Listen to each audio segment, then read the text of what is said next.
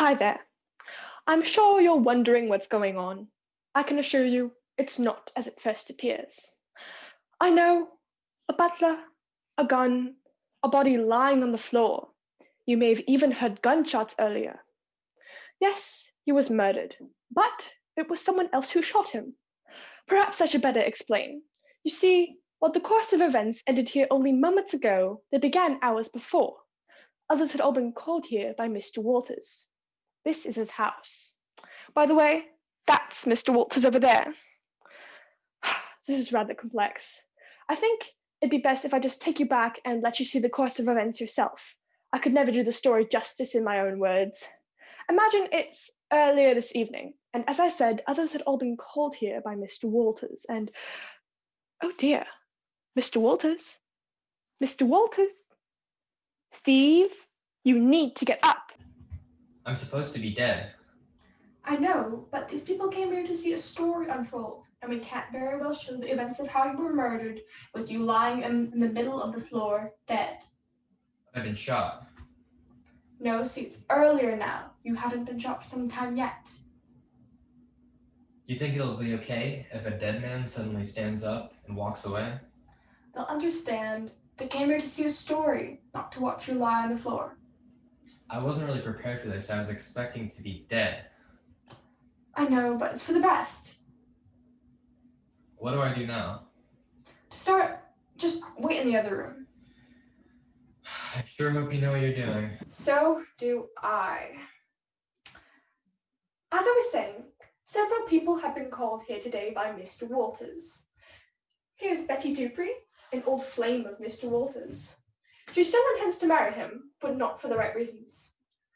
And there's Jennifer Jones, Mr. Walters' business partner. And Lydia Comfrey, Mr. Walters' current fiancée. He loves her, and she loves his money. And finally, there's Preston Lavender, Lydia's friend.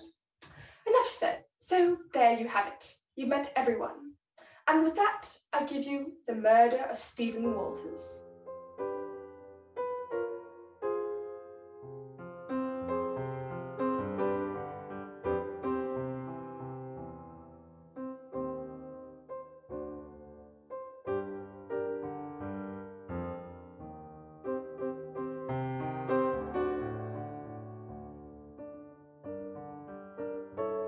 How should I know why we're here?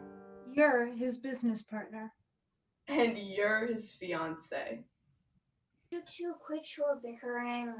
And I certainly don't know why you're here.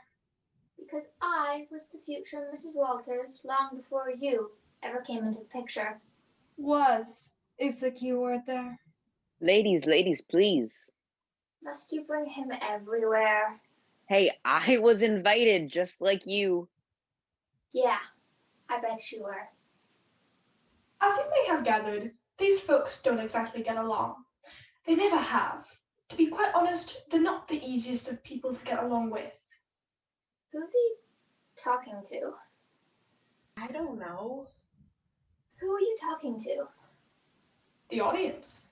That's just great. Go ahead and spoil the illusion. I'm simply trying to do what You're ruining the story. I'm just doing what I'm supposed You've to. broken our pace. I'm acting as the narrator, just as I'm supposed to. And I suppose next you'll be telling them how it ends. They know how it ends. What? They know how it ends. Then what's the point? This is supposed to be a mystery. How much mystery can there be if they know how it ends? Well, it's true they know how it ends. They don't know who did it. Only that it was done. But isn't how a big part of the mystery? It can be, but in this case, the real mystery is who, not how. And they don't mind knowing the end up front. Well, they're still here, aren't they? Well, that person sitting on their couch has yawned 3 times already. I think they're about to fall asleep. You won't fall asleep if you guys stick to the script and keep the story moving ahead. Oh, so it's our fault now? Let's just get back to the story, okay? Thank you. As I was saying, there was no great love shared amongst any of these folks. To put it most bluntly, They hate each other. But in that hate is the common thread that brings them here today. As much as they may despise each other, they all hate Stephen Walters even more. I'm still not so sure about you talking to the audience like that. Just don't understand it. It's been done for thousands of years. It's called an aside. Oh, what? An aside. Theoretically, when I'm speaking to the audience, you aren't supposed to hear me. That's silly. We're right here. How can we help but hear you? You don't understand. Of course you can hear me. You're just supposed to go on as though you can't. It's an opportunity for me, as the narrator, to speak with the audience. It's as though I'm having a personal conversation with each member of the audience. Shakespeare did this all the time. It's like the chorus in ancient Greek plays. But this isn't a musical. Just because there's a chorus doesn't mean it's a musical. Then why would there be a chorus? That's what I'm trying to explain. Then get on with it. We've got a story to tell here. Right, the story. Where were we? You were about to explain the purpose of a chorus to us. I meant this story, remember? The murder and all? I, for one, don't think I can continue until you explain this chorus business and that aside thing you keep pulling. Yeah, I'll have to second that one. What are you doing here? I wanted to hear what you guys were talking about. Oh, good heavens, what about the audience? They've already paid their money. How do they know this isn't the story they came to see? Because we already told them it'd be a murder mystery. Oh, right. But I want to know what this thing is for if it's not for singing. Folks, please bear with us for a moment. I promise it won't take but a minute and we'll get right back to our story. Thank you. Yes. Yes, thank you. As I said earlier, as the narrator, I will often speak to the audience as the story unfolds, much like the Greeks did in their plays thousands of years ago. But there, they most often use what is known as a chorus. But they didn't sing? They may have in some cases, but they didn't have to. You see, it wasn't the delivery that was important, it was the message. Well, what was the message? That would depend on the story. What's important to understand now, and how this relates to the statements to the audience that you witnessed today, is why the chorus is there in the first place. Well, why were they there? First and foremost, to help the story move ahead. Why not just let the characters tell the story through the dialogue? They probably could, but when a story is very complex, it would take hour after hour of dialogue just to set the stage for the events about to happen. If someone, or a group of people, of course, were to fill in some of the background and detail as the story goes along, then the audience would get all the facts. And then the most important parts of the story can be played out on the stage through dialogue. I don't get it. Yeah, what are you talking about? The chorus, or in this case a narrator, provides details and information that may not be readily apparent to the audience, but are important to understanding the story as a whole.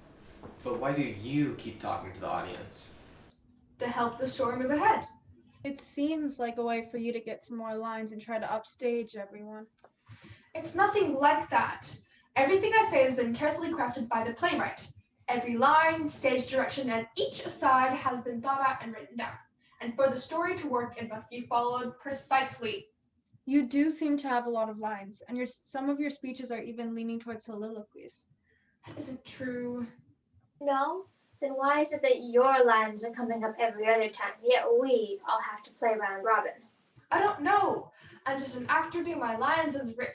If you want to take issue with the quantity and occurrence of your lines, talk to the writer. Maybe you already did, and that's why you have all the good lines.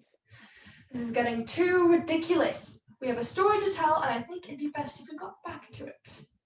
That's easy for you to say, what with having the leading role and all.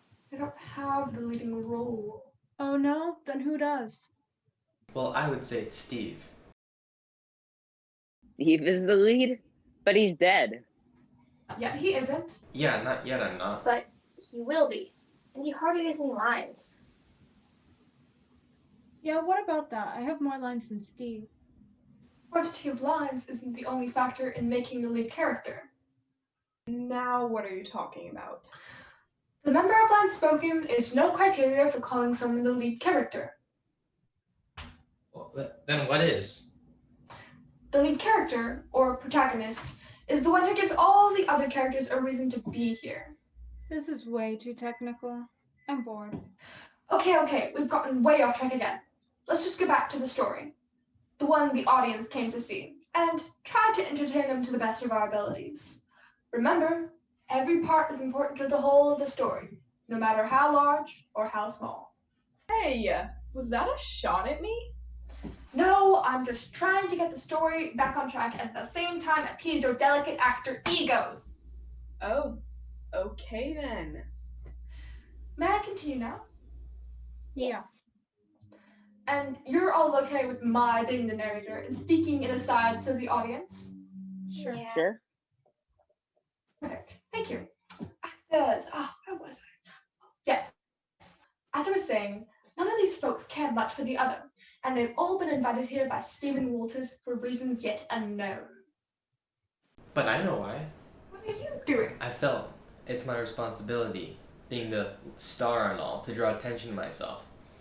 The star? Now I've heard it all. Next, you'll be telling us that the only reason these people are here is to see you. That's it. That is it. People, please, just calm down. Lydia, and you get out. May I get you anything? May I get you anything? May I get you anything? Are you talking to them or us? To you, I am the butler after all. Oh. May I get you anything? No, I'm fine. Anyone else? Oh, I think I'd like a root beer. What? I'd like a root beer. You're supposed to say no. Why's that? When I say anyone else, you're supposed to say no. I am? Yes. Really? Yes.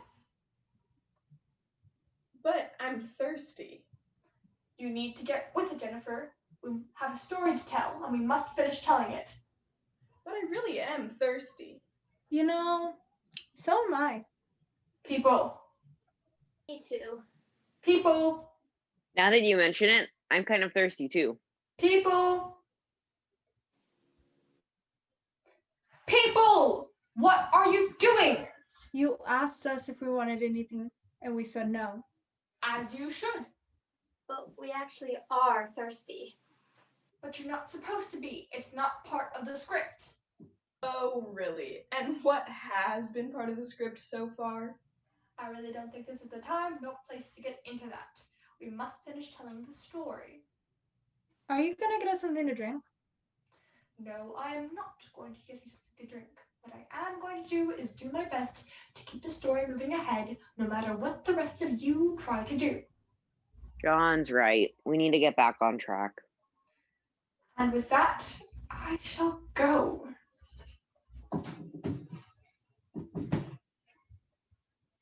Jennifer, I believe that's your cue. What? My cue?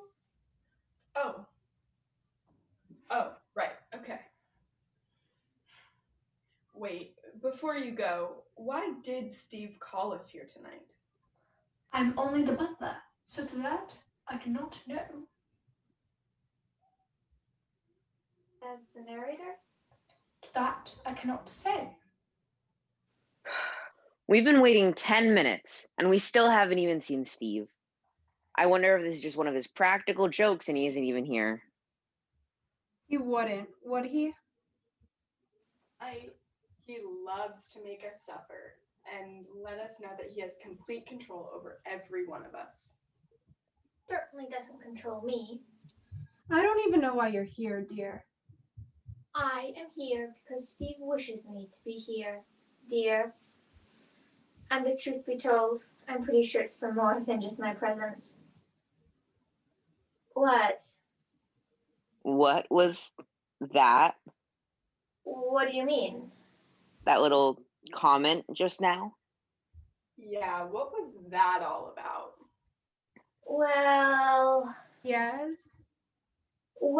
I was just trying one of those asides, like John was doing earlier. Oh, good heavens! This whole play has turned into one big farce. We might as well just walk around the stage incessantly babbling for 15 minutes and then send these kind people home. What a spoil sport you are. I think you're jealous Jealous? Of what? of my superior acting and ad-lib abilities that I've used to carry you and the rest of the cast through the play. You've got to be kidding. I've seen you, all of you, looking at me in awe. That's short for awful? Then you're right. Why you? More superior ad-libbing, I see. All right, now apologize, Preston. I won't. Jennifer, make him apologize. Apologize yourself. Please, this is the police. I've got you all covered. The police? You're not a cop. I just always wanted to say that. Oh, brother, if that isn't the most ridiculous thing I've ever seen. How's that? Stop. Now, okay? It's just a play, guys. That's all. Please, guys. It isn't worth it. I mean, you